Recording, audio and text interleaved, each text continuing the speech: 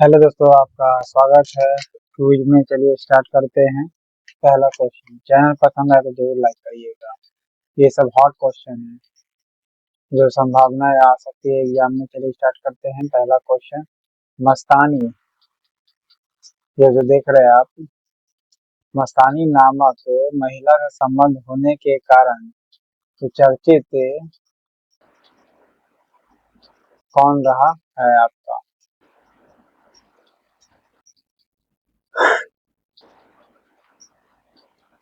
ये तो इसको तो अरे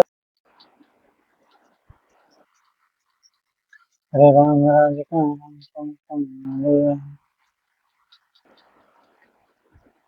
मस्तानी जो नामक महिला थी, इसका संबंध किससे था? मस्तानी ना फिल्म देखे होंगे तो बाजीराव प्रथम से था। ठीक है। मस्तानी नामक जो महिला से संबंध था किसका था? तो बाजीराव प्रथम से था। ओके। बाजीराव प्रथम से मस्तानी नामक महिला से संबंध रहा है। संगम वंश का सबसे शक्तिशाली शासक कौन था? तो संगम वंश का सबसे शक्तिशाली राजा होगा देवराय द्वितीय। संगम वंश का सबसे शक्तिशाली शासक कौन हो जाएगा? देवराय द्वितीय की कृष्णदेव नहीं, देवराय द्वितीय होगा संगम वंश का सबसे। हाँ, इसका यही वंशवाद पूछ लेता। ये टोटल संगम वंश का पूछा है, इसीलिए देवराय द्वितीय हो जाएगा।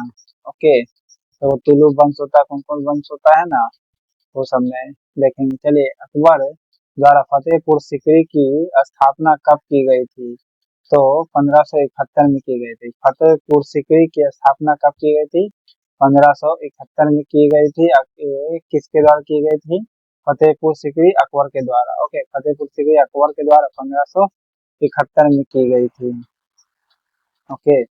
अंग्रेजों जेम्स ग्रांड डफ ने किस मराठा को मैकियावेली कहा था? तो नाना फडणवीस को कहा था। नाना फडणवीस को क्या बोला था?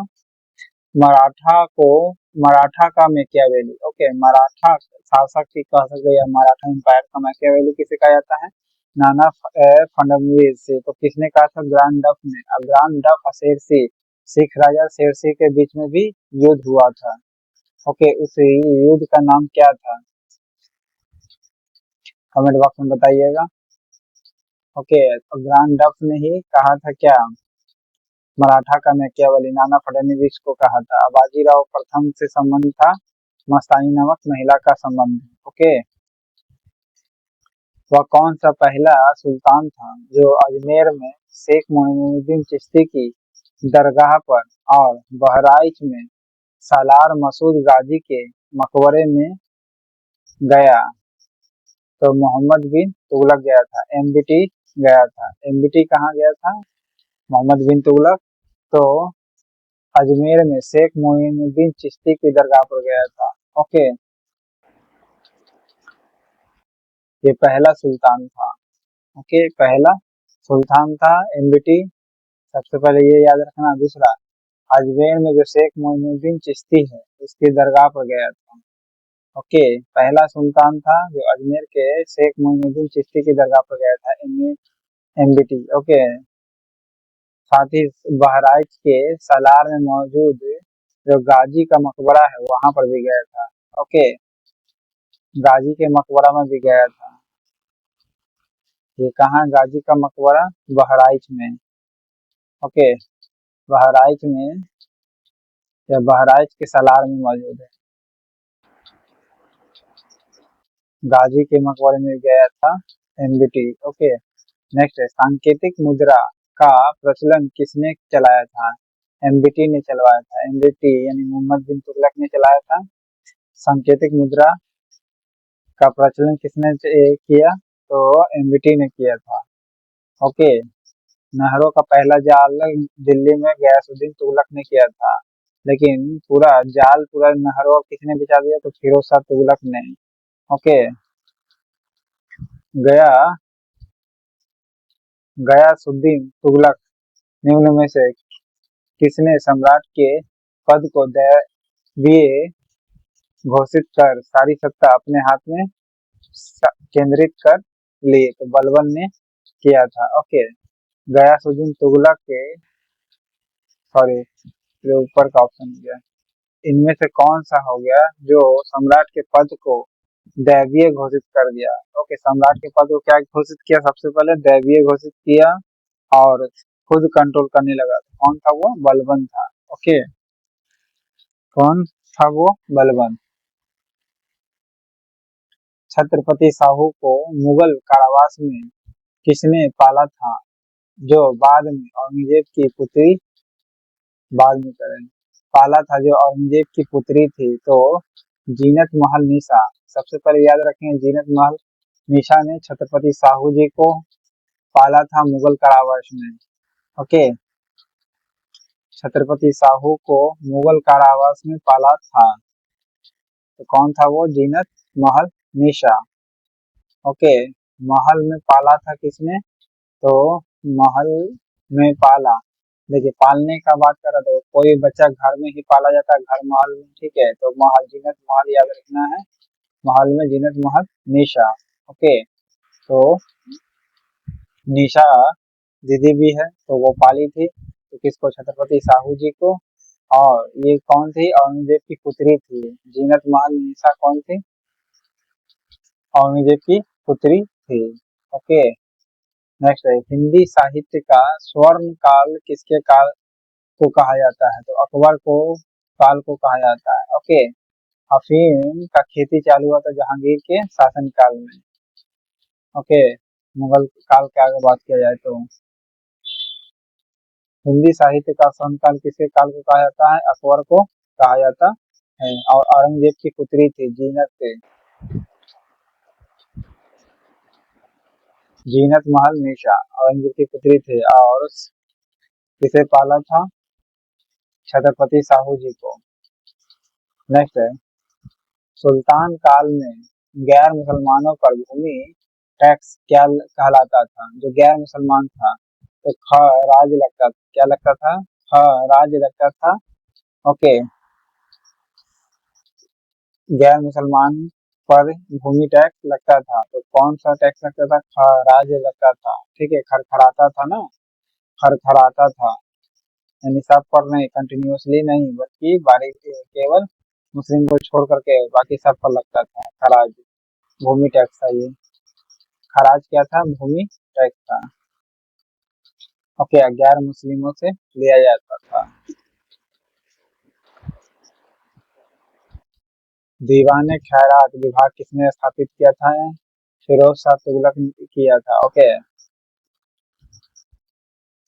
दीवाने खैरात। और एमबीटी ने सिक्का जारी किया था, एमबीटी ने। ओके, श्री मद्भद भागवत गीता पर मराठी भाषा में भावार्थ दीपिका नामक टीका किसने लिखा? ज्ञानेश्वर ने लिखा था। ओके, श्रीमद् भागवत गीता पर मराठा मराठी भाषा में भावार्थ दीपिका नामक टीका किसने लिखा? तो ज्ञानेश्वर ने लिखा था। ओके, निजामुद्दीन औलिया किसके शिष्य थे? बाबा फरीद के। ओके, निजामुद्दीन औलिया किसके शिष्य थे? बाबा फरीद के। और बाबा फरीद का भी इफेक्ट हुआ था गुरु नानक देव पर। ओके, तो बाबा फरीद का कौन नुआई था, यानी शिष्य था, तो औलिया थे, निजामुद्दीन औलिया। ओके,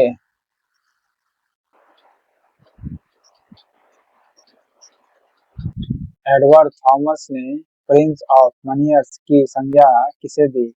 एमबीटी को कहा गया प्रिंस ऑफ मनियर्स। मनियर्स का मनी से याद रखिएगा, और सिक्का कौन चलाया था, यानी मनी कौन चलवाया था? तो याद रखना, एमबीटी चलवाया था, मोहम्मद बिन तुगलक चलवाया था। ओके, एडवर्ड थॉमस ने प्रिंस ऑफ मनियर्स की संज्ञा दी है। ओके, प्रिंस ऑफ मनियर्स की संज्ञा दी है, क्योंकि मनी चलाया था, ऐसे याद रख सकते हैं ट्रिक से। ठीक है, मनी चलाया था, तो कौन? एमबीटी चलाया था।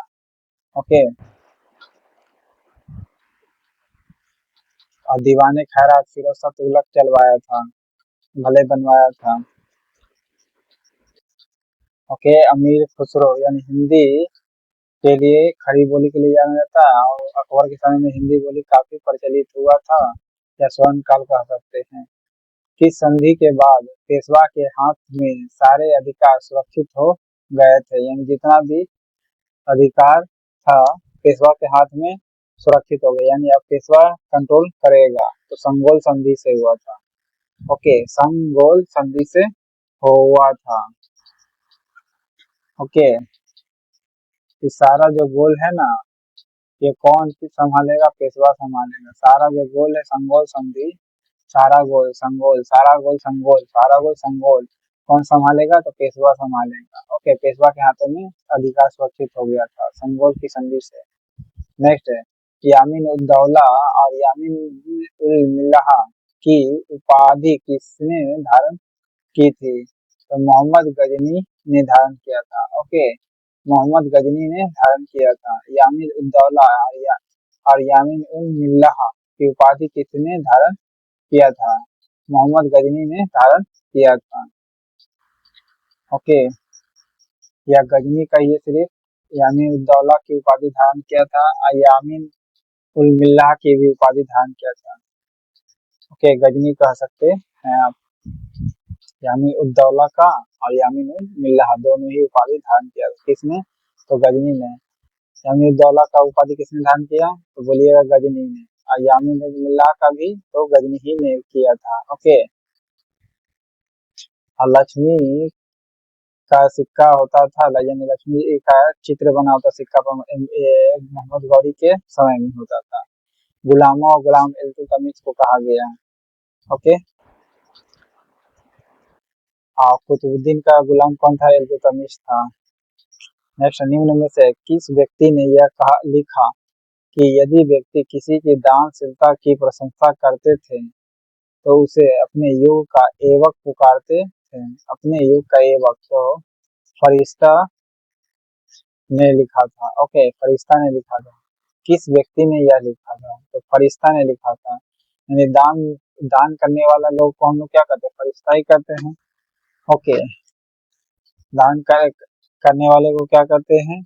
और दानशीलता की प्रशंसा करते थे, तो अपने युग का एवक, कुतुबुद्दीन ऐबक जैसे होता है लाख वक्त, तो वो भी लाखों रुपए दान करता था, तो फरिश्ता कहते थे। ठीक है, क्योंकि वो किसी की मदद ना कर रहे हैं, तो फरिश्ता से याद रख सकते हैं। ओके, नेक्स्ट है, मयूर सिंहासन पर बैठने वाला अंतिम मुगल सम्राट कौन था? तो मयूर सिंहासन पर बैठने वाला अंतिम मुगल सम्राट था मोहम्मद शाह था। ओके, कौन था? मोहम्मद शाह था मयूर सिंहासन पर बैठने वाला अंतिम मुगल सम्राट। ओके, मोहम्मद शाह था मयूर सिंहासन में बैठने वाला अंतिम मुगल सम्राट था। कौन? मोहम्मद शाह था।